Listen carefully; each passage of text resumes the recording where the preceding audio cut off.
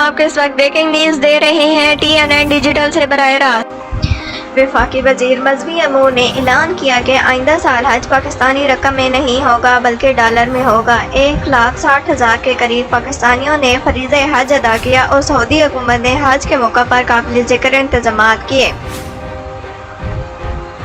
तला महमूद ने बताया कि मुझे शाही मेहमान के तौर पर हज की पेशकश थी, मगर मैंने आम आदमी की तरह हज करने को तरजीह दी। मैं भी तमाम मसाइल से गुजरा जिससे आम हाजी गुजरता है। मसाइल सऊदी वजीर को बताया, जिस पर उन्होंने इंक्वायरी करके मसाइल के हल की यकीन दहानी कराई।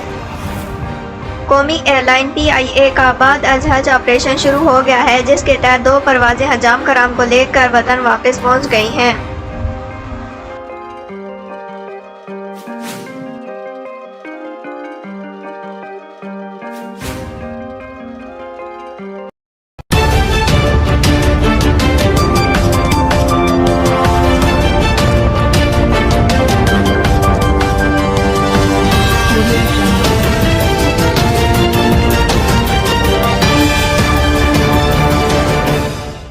TNN Digital